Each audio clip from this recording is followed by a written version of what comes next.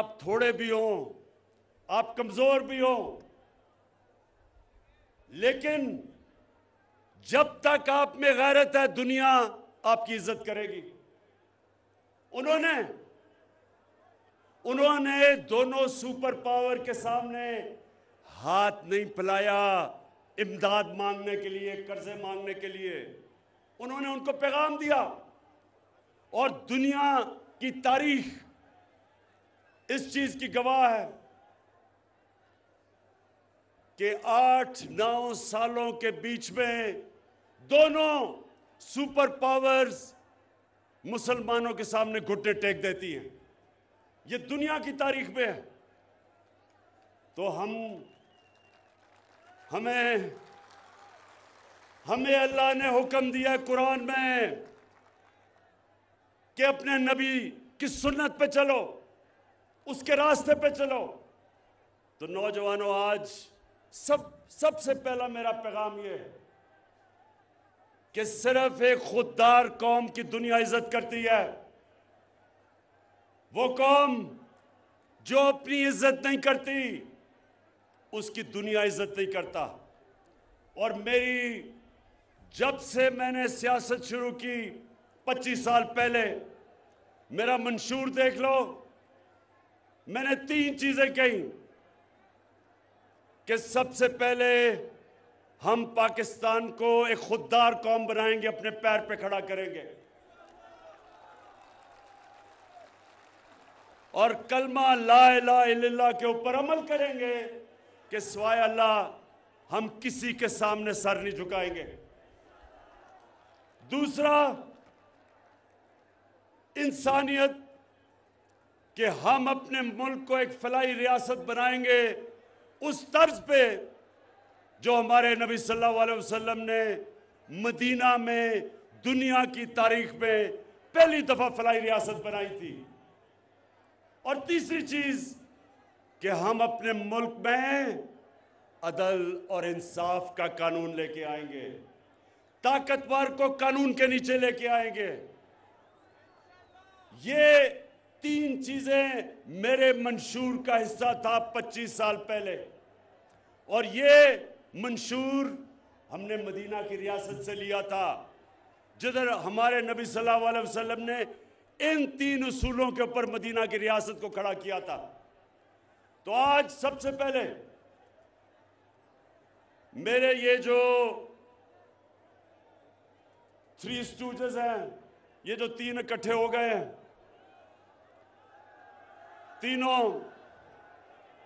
ये तीनों वो लोग हैं जो 30 साल से 35 साल से मुल्क पे हुकूमत कर रहे हैं।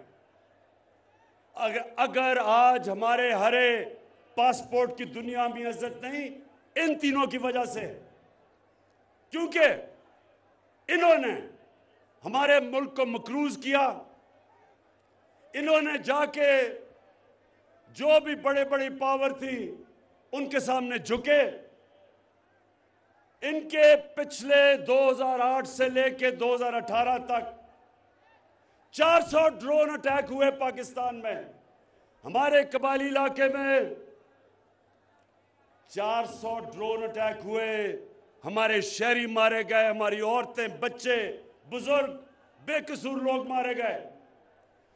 ये 2 जरदारी और नवाज शरीफ जो इक़्तिदार में थे, एक दफा इन्होंने मजम्मत नहीं की, एक दफा इन्होंने ये नहीं कहा कि ये सारे इंटरनेशनल कानून के खिलाफ है कि आप एक मुल्क आपकी मदद कर रहा है, उसी को आप बमबारी कर रहे हैं। और आज मेरे दीर के नौजवानों, ये क्यों नहीं इन्होंने मजम्मत की?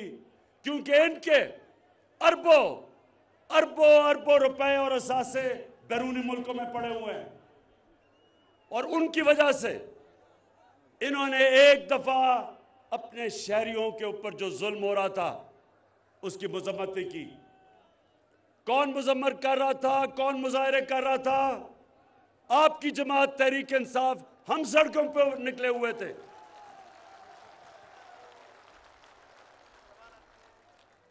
और अभी शाह महमूद कुरैशी ने बात की, हिंदुस्तान से मिसाइल आया। यही हिंदुस्तान जब नवाज शरीफ इक़्तिदार में था तो नरेंद्र मोदी बार बार पाकिस्तान की फौज को दहशतगर्द कह रहा था, पाकिस्तान के आर्मी चीफ को दहशतगर्दों का सरबराह कह रहा था। एक दफा नवाज शरीफ ने नरेंद्र मोदी के खिलाफ बात नहीं की, बल्कि उसने अपने फॉरेन ऑफिस के स्पोक्समैन को कहा कि तुमने कोई स्टेटमेंट हिंदुस्तान के खिलाफ नहीं देनी। और यह क्यों था?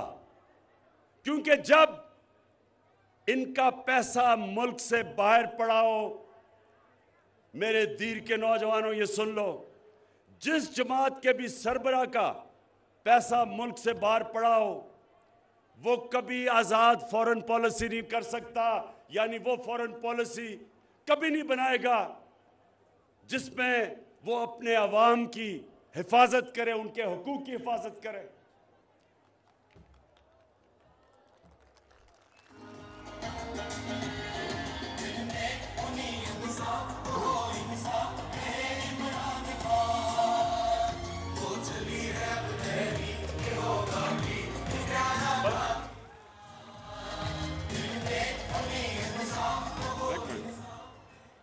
अच्छा, अभी मैं थोड़ी देर के बाद डीजल पे आने लगा हूं, लेकिन उससे पहले इन्होंने जो हरकत की अभी इस्लामाबाद में, उसके बाद में आता हूं। लेकिन सबसे पहले देखें, मैं सिर्फ, मेरा काम है, एक मुल्क का प्राइम मिनिस्टर मुल्क का बाप होता है। आप जिस तरह मैं अपने बच्चों की तरबियत करता हूं, मेरा काम है आपकी तरबियत करना, आपको एक अजीम कौम बनाना। यह जरूरी है कि आप समझे कि यह मुल्क बना किस लिए था। तो ये तब मुल्क जब बनाया गया था तो एक गुलाम हिंदुस्तान में एक आजाद लीडर था जिसका नाम कायद आजम मोहम्मद अली जिन्ना था। हम उसको लीडर मानते हैं और वो सादिक और अमीन था। वो एक ऐसा लीडर था जो दलेर था, जो उस वक्त अंग्रेज की आंखों में आंखें डाल के बात करता था और उसने अपनी जान की बाजी लगाई हमें आजादी दिलवाने के लिए। और इंशाअल्लाह हम इस मुल्क को अब उधर लेके जाएंगे। कभी भी ये याद रखे मेरी पाकिस्तान की कौम कि क्योंकि हमारा नस्बुल जब शुरू किया था, इया कनाबुदु व इय्याका नस्तईन था, कभी मैं ना कभी किसी के सामने झुका हूं और इंशाअल्लाह कभी आपको किसी के सामने झुकने नहीं दूंगा।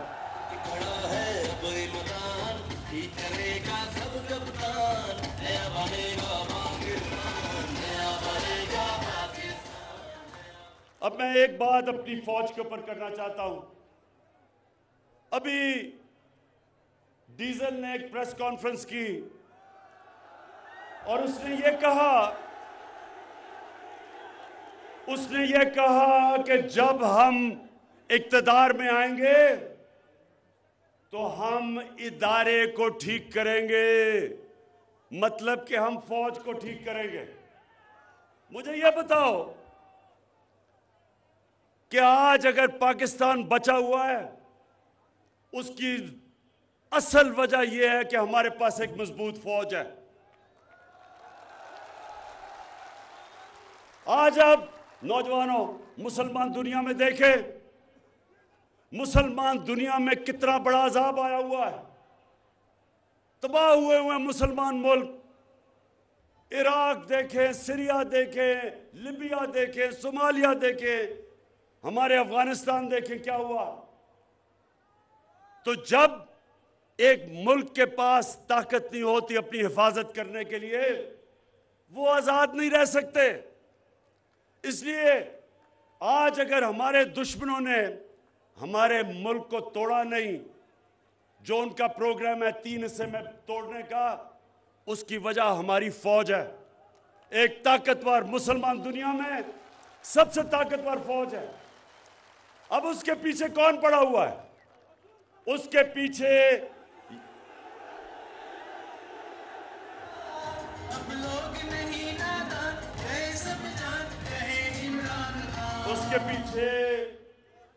पहले तो ये जो डीजल ने कहा है कि हम इदारे को ठीक करेंगे।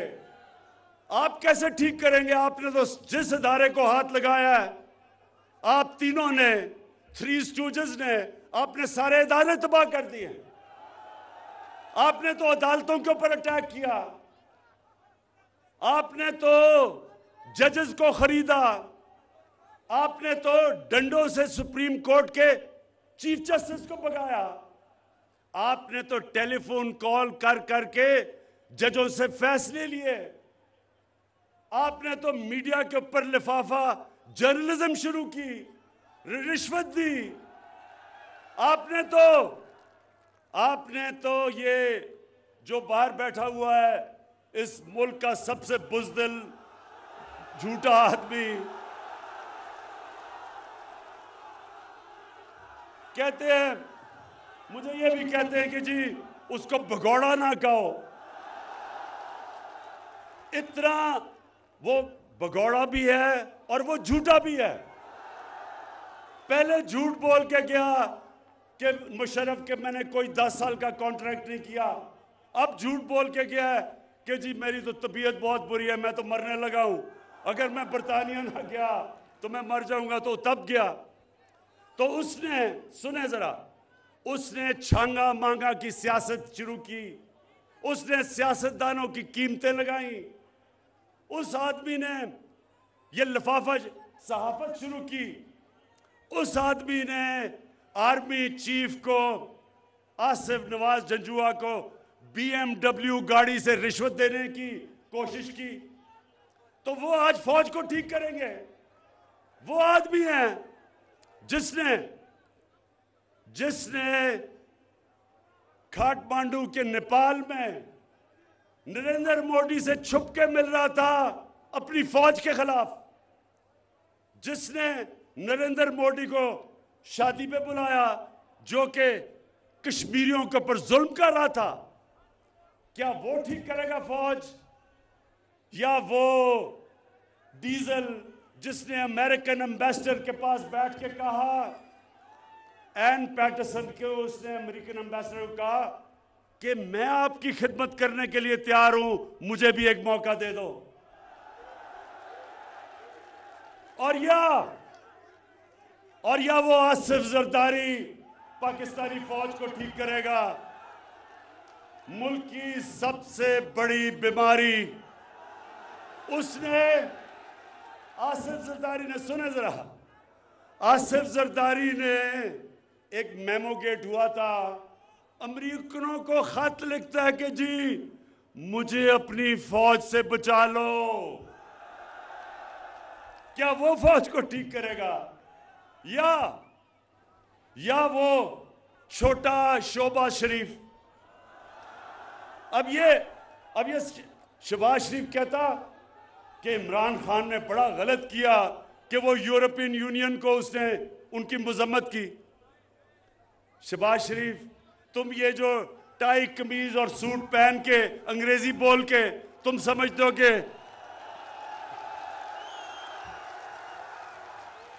ये शहबाज शरीफ भी अपनी टाई पहन के उनको कहता है, सर मुझे मौका दे, मैं आपकी बड़ी अच्छी खिदमत करूंगा। तो ये जो फजलुर रहमान यानी कि डीजल ने जब इसने ये कहा कि मैं इदारे को ठीक करूंगा, इक्तदार में आके हम करेंगे, यानी कि ये डाकुओं का गुलदस्ता फौज को ठीक करेगा, ऐसे ख्वाब भूल जाओ।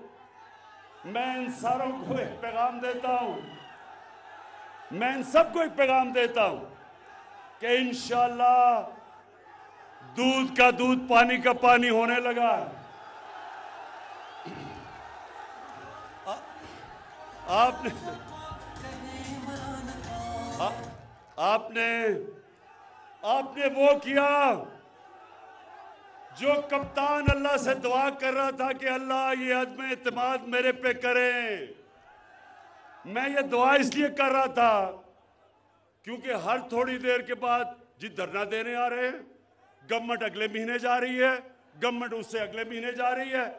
शुक्र है कि आपने अज़्म इत्मीनान करके एक ही दफा मुझे मौका दिया कि मैं एक गेंद से 3 विकेट इंशाल्लाह गिराऊंगा। अच्छा,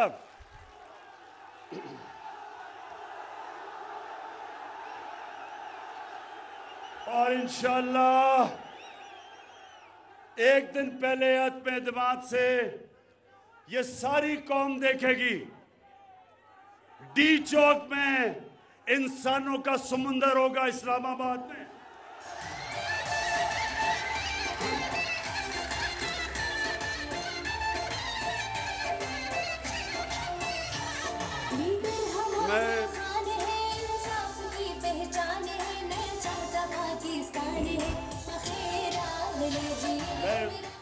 देखिए,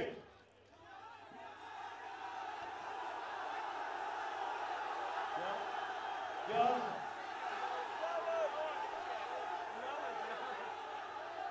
अच्छा, हाँ अच्छा, एक मिनट आपने वो सोशल मीडिया पे देखा है? एक मिनट सुन लो मैं क्या कहने लगा हूं। नवाज शरीफ बैठा हुआ है अमेरिका के सदर के साथ, हाथ में उसने पर्ची पकड़ी हुई है और उसकी कांपे टांग रही हैं। पर्ची पकड़ के वो घबराया हुआ बैठा है कि उसका आका नाराज ना हो जाए। कहीं नाराज हो गया तो उसका सारा पैसा इतनी मेहनत से जो चोरी किया हुआ है बार वो ना कहीं पकड़ा जाए। तो अब मैं वो बिलावल बच्चे की क्या बात करूं।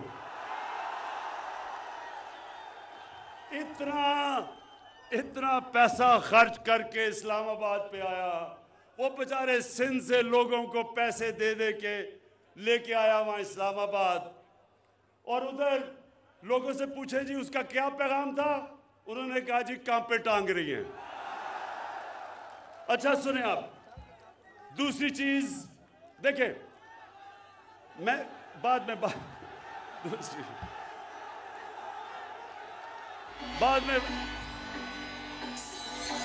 अच्छा, ये इंशाल्लाह ये जब तक बिलावल सियासत छोड़ेगा तो नए अल्फाज निकलाएंगे, जिस तरह कांपे टांग रही है, चीनी उग रहा है, और एक और वो क्या बारिश आटा है। तो इंशाल्लाह ये सारी चीजें, क्योंकि जब आप एक लीडर को जबरदस्ती बनाने की कोशिश करें, क्योंकि जनाब उसके नाना साहब लीडर थे तो उसको भी आपने बनाया, यही होता है, फिर कांपे टांगती हैं। अच्छा जी सुने जरा, दूसरी चीज बाद में दूसरी चीज नौजवानों, मेरी जो सबसे ज्यादा कोशिश है, पहले सुन ले बाद में आऊंगा, सबसे ज्यादा कोशिश है कि मदीना के रियासत के तर्ज पे पाकिस्तान को एक फलाई रियासत बनाऊं, और मुझे अल्लाह का करम है कि उस रास्ते पे हम निकल गए हैं।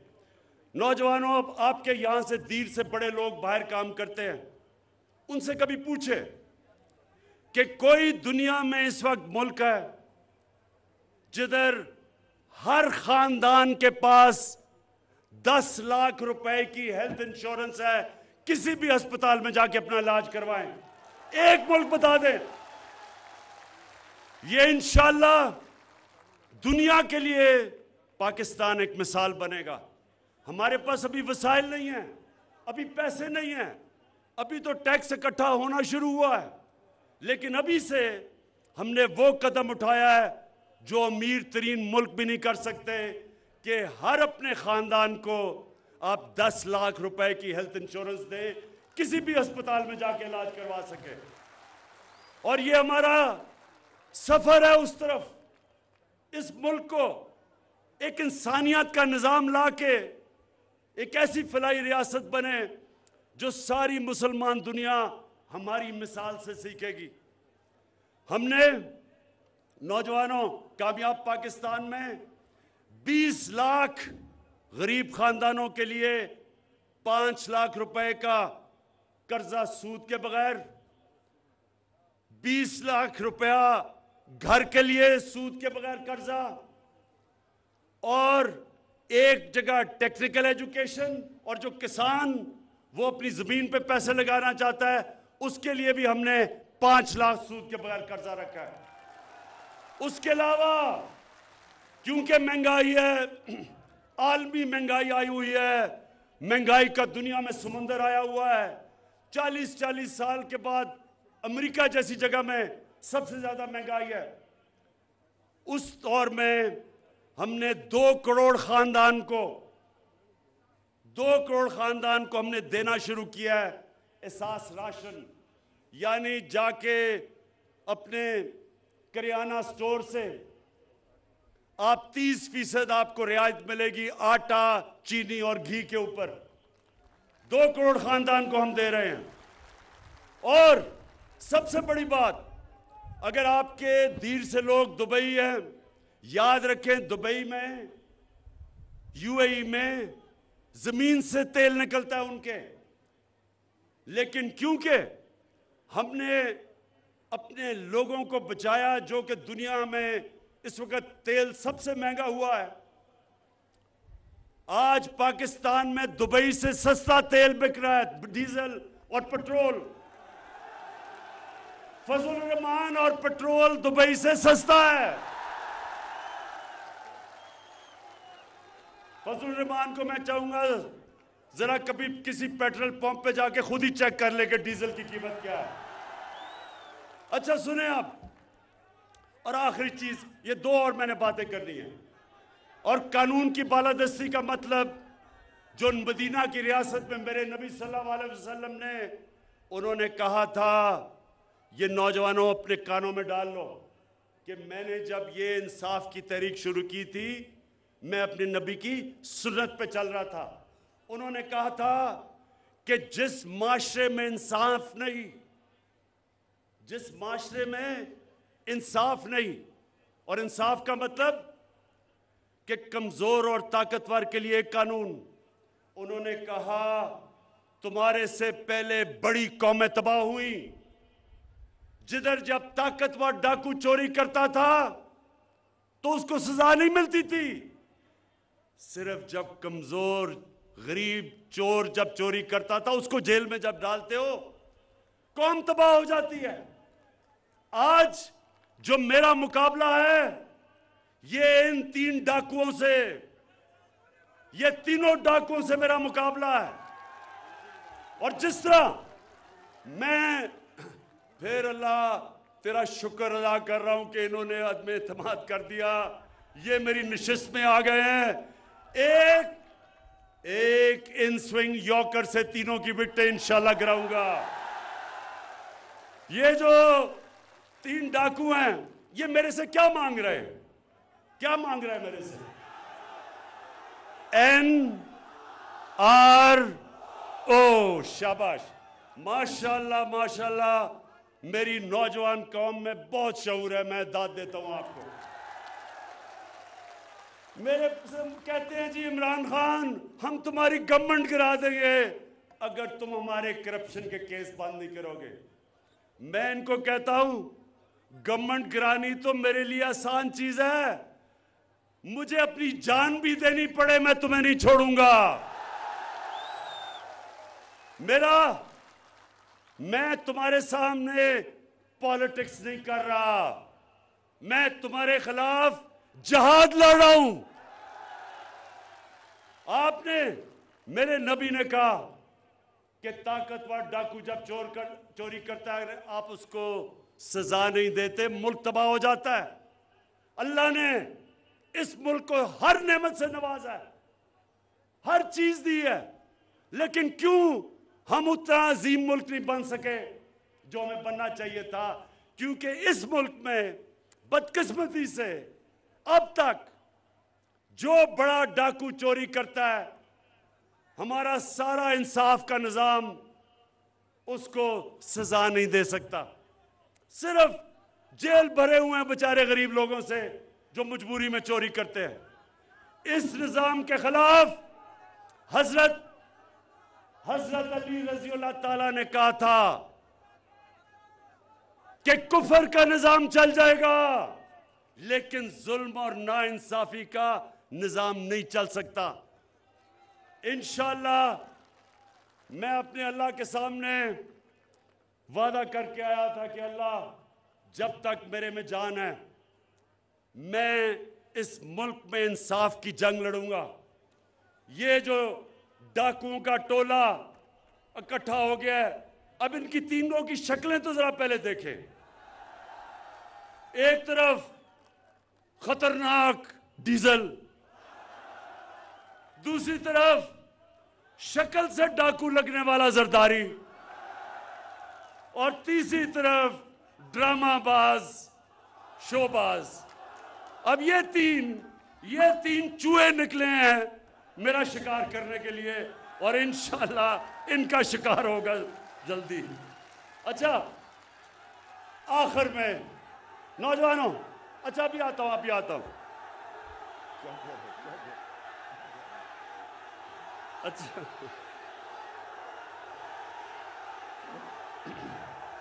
अच्छा सुने, अब तीन चीजें मेरे नबी सल्लल्लाहु अलैहि वसल्लम ने मदीना की रियासत में तीन उसूल बनाए थे: खुददारी, इंसानियत और इंसाफ। ये तीन उसूलों के ऊपर मदीना की रियासत खड़ी हुई थी। मुझे एहसास हुआ जब मैं हुकूमत में आया, मुझे एहसास हुआ कि हमारे लोगों को समझ ही नहीं है कि सीरत नबी क्या थी। हमारे बच्चों को सही माने में समझ ही नहीं है नबी सल्लल्लाहु अलैहि वसल्लम की सुन्नत क्या थी। इसलिए मैंने रहमतुल लिल आलमीन अथॉरिटी बनाई है। स्कूल के बच्चों के अंदर हम सीरत की क्लासेस देंगे, हम इनकी यूनिवर्सिटीज में रिसर्च करवाएंगे, हम इनको टीवी पे प्रोग्राम्स करेंगे ताकि मेरे नौजवानों को पता चले कि सीरत नबी क्या है। तीन चीजें, क्योंकि ये याद रखें, जो भी जब अल्लाह कहता है कि नबी की सुन्नत पे चलो, वो हमारी बेहतरी के लिए कहता है। नबी को अल्लाह ने खिताब रहमतुल आलमीन का दिया है। सब इंसानों के लिए हमारा नबी रहमत लेके आया था। तो जो भी इंसानी माशरा हमारे नबी के पैगाम पे चलेगा वो ऊपर आ जाएगा। अब मैं आखिरी जब आपको बात समझाने लगा हूं, ये गौर से सुने। तीन चीजें हमारी जिम्मेदारी रियासत की, एक जिसके ऊपर मदीना की रियासत खड़ी हुई थी वो आपकी जिम्मेदारी है, और वो कुरान की आयत है, अमर बिल मारूफ व नही अनिल मुनकर। इसका मतलब क्या है? अल्लाह हमें हुक्म करता है, नौजवानों, अल्लाह हमें हुक्म करता है कि तुम, कुरान की पूरी आयत है कि तुम्हें मैंने सबसे अजीम कौम बनाया। तुम अच्छाई के साथ खड़े होते हो, अच्छाई के लिए जहाद करते हो, और बुराई के खिलाफ खड़े होते हो और बुराई के खिलाफ जहाद करते हो। यानी कि जब अच्छा बुरा होता है तो अल्लाह ने हमें इजाजत ही नहीं दी कि हम न्यूट्रल हो जाएं। जानवर न्यूट्रल होता है, जानवर में अच्छे बुरे की तमीज नहीं होती। इंसान अच्छाई के साथ खड़ा होता है। अब मैं आपको मिसाल देता हूं। आजकल ये सारी ऑपोजिशन, इनके लोग थैले नोटों के लेके फिर रहे हैं। सारी कौम के सामने 15-15, 20-20 करोड़ हमारे एमएनएस को कह रहे हैं कि अपना जमीर बेच दो। ये सारी कौम के सामने तमाशा हो रहा है कि ये हुकूमत कैसे गिराएंगे। नंबर तो है ही नहीं इनके पास, ये कैसे गिराएंगे ये कोशिश कर रहे हैं कि हमारे एमएनएस की जमीन को खरीदो, 15-20 करोड़ की थैलियां लेके फिर रहे हैं। अब मैं नौजवानों आपको बताऊं, मेरा इतना टाइम गुजरा है मगरिब में, बरतानिया में मैं यूनिवर्सिटी भी गया, क्रिकेट भी खेलता था।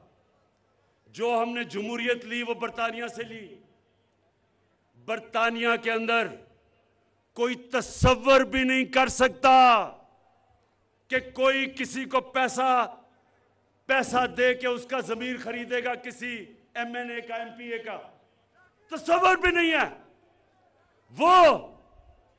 वो कौम, अगर उनको ये शक भी पड़ जाए कि किसी पॉलिटिशियन ने अपना जमीर बेचा है, वो सारे माशरे में शक्ल दिखाने के काबिल नहीं रहेगा, क्योंकि वो अमर बिल मारूफ पे चल रहे हैं।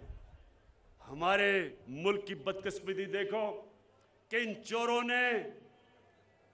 चोरों ने यहां इस मुल्क में 35 साल हुकूमत करके हमें अच्छे और बुरे की तमीज खत्म कर दी है। कहीं दुनिया के महज़ब माशरे में कौन सा पॉलिटिशियन अपना जमीर बेचता पैसे लेके? उसको तो सिर्फ ये ना हो कि माशरे में शक्ल ना दिखा सके, उसको तो जेल में डालें। सेनेट का इलेक्शन हुआ, यूसुफ रजा गिलानी का बेटा एक तहरीक इंसाफ के मेंबर को पैसे देता हुआ, उसकी वीडियो आ गई। ये वीडियो अगर मैं जो जानता हूं किसी भी मगरबी जमहूरियत में आती, वो सब आज जेल में होते और उसको सजा मिली होती। तो ये मेरा नौजवानों, हमें अल्लाह की इस जो हुक्म है, इस आयत पे हम सबको चलना चाहिए। मैं जो डीग चौक पे लोग बुला रहा हूं एक दिन पहले अदम एतमाद से, मैं अपनी कौम को सिर्फ इसलिए बुला रहा हूं कि इनको बताने के लिए, ये जो डाकू 3 इकट्ठे हुए, 3 स्टूजेस, इनको ये बताने के लिए कि हमारी कौम जिंदा है, हमारी कौम अमर बिल मारूफ पे खड़ी है। हम अच्छाई को अच्छाई समझते हैं और बदी को हम सब ने मिलके खत्म करना है इस माशरे से। नौजवानों, मैं आपको एक और मिसाल देता हूं। करप्शन में अब जो शहबाज शरीफ है, इसके चपरासी के बैंक अकाउंट में 4.25 अरब रुपया निकला है। 4.25 अरब रुपया का मतलब 375 करोड़ रुपया इसके चपरासी के, मकसूद चपरासी के अकाउंट में निकला है। 16 अरब रुपया, 1600 करोड़ रुपया इसके नौकरों के अकाउंट में निकला है। ये अगर किसी भी मगरब मुमालिक में इस तरह होता, इसलिए वो मुल्क हमारे से आगे हैं, वो ज्यादा अल्लाह का हुक्म फॉलो कर रहे हैं। वहां किसी की, उस सियासतदान की जुर्रत ना होती, किसी पब्लिक में जाता, अब तक जेल की सजा हो चुकी होती। यहां जनाब वो अपनी नेल्सन मंडेला की शक्ल बना के तकरीरें कर रहा है, असेंबली में जाके एक एक। अच्छा, जब नैब की अदालत में जाना होता है तो कमर में दर्द हो जाती है, जब असेंबली में तकरीर शुरू करता खत्म ही नहीं करता, कमर ठीक होती है। वहां जब अदालत में जाना होता है लंबी लंबी डेट्स लेता है। तो नौजवानों, मेरी बात सुन लें, कभी भी अल्लाह की बरकत उस माशरे में नहीं आएगी जिधर जुल्म हो। कभी अल्लाह की बरकत उस माशरे में नहीं आएगी जब तक जो उसने हुक्म दिया कौम को कि आप अच्छाई के साथ खड़े हो।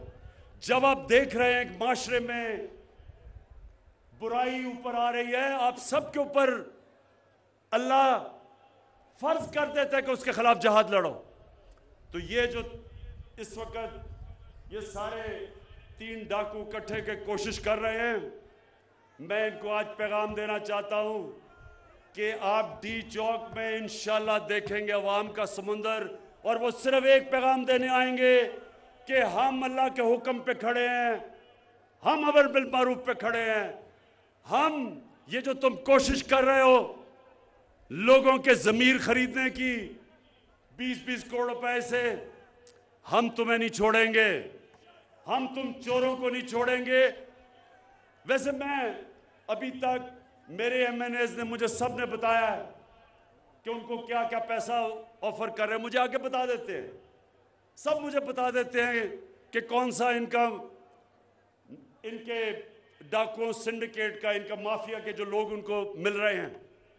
मैं उनको सबको कहता हूं कि अगर पैसे तुम्हें दे रहे हैं तो ले लो, पैसे दे रहे हैं रख लो, 20 करोड़ रुपया अगर दे रहे हैं रख लो। कोई यतीम खाना खोल देना, कोई लंगर खाना खोल देना, कोई गरीबों की मदद कर देना, कोई स्कूल खोल देना, क्योंकि ये हराम का पैसा है, ले लो इनसे। लेकिन कभी अपना ज़मीर ना बेचना, क्योंकि इज्जत जिल्लत देने वाला खुदा है, रिस्क देने वाला खुदा है। जो भी अपना ज़मीर बेचता है ऊपर वाला उसे कभी माफ़ नहीं करता। मैं आखिर में दीर के लोगों, जिस तरह का आज आपने शानदार इस्तकबाल किया है, दिल से आपका मैं शुक्रिया अदा कर रहा हूं। जो आपने शऊर दिया है, मैं आपको आज खराजे तहसीन पेश करता हूं, जिस तरह का आप में शऊर है। और इंशाअल्लाह ये जब अब आप सब देखेंगे कि ये जो मैच होगा पार्लियामेंट के अंदर अदम इत्तेमाद का, आप देखेंगे कि वो मैच जब आपका कप्तान जीतेगा तो तब मैं इन डाकुओं से क्या करता हूं।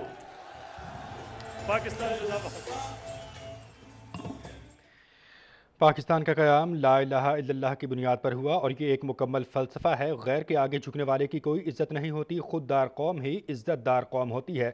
हमारा सियासी विजन और मंशूर मदीना जैसी फ़लाही रियासत पर मबनी है। 30 साल से मुल्क पर हुकूमत करने वाले आज इकट्ठे हो गए हैं। हम कानून की बालादस्ती को यकीनी बनाएंगे, आज़ाद खारजा पॉलिसी पर यकीन रखते हैं। मुल्क की सालमियत के लिए मजबूत फ़ौज का होना ज़रूरी है। अपोजिशन ने अदम एतमाद करके एक दिन में 3 विकटें गिराने का मौका फराहम किया है, जिसमें हम कामयाब होंगे। अवाम का मयार ज़िंदगी बुलंद करने के लिए हमने मुतअद्दिद मंसूबे शुरू किए हैं। मुल्क लूटने वाले को किसी सूरत NRO नहीं देंगे। खुददारी, इंसानियत और इंसाफ के मंशूर पर अमल पैरा हैं। सीरत नबी से आगाही के लिए जामे प्रोग्राम शुरू करेंगे और रहमतुल्लिल आलमीन अथॉरिटी के क़याम भी इसी सिलसिले की कड़ी है। वज़ीर आज़म इमरान खान लोअर दीर तेमिरगराह में अवामी जलसे से खिताब कर रहे थे।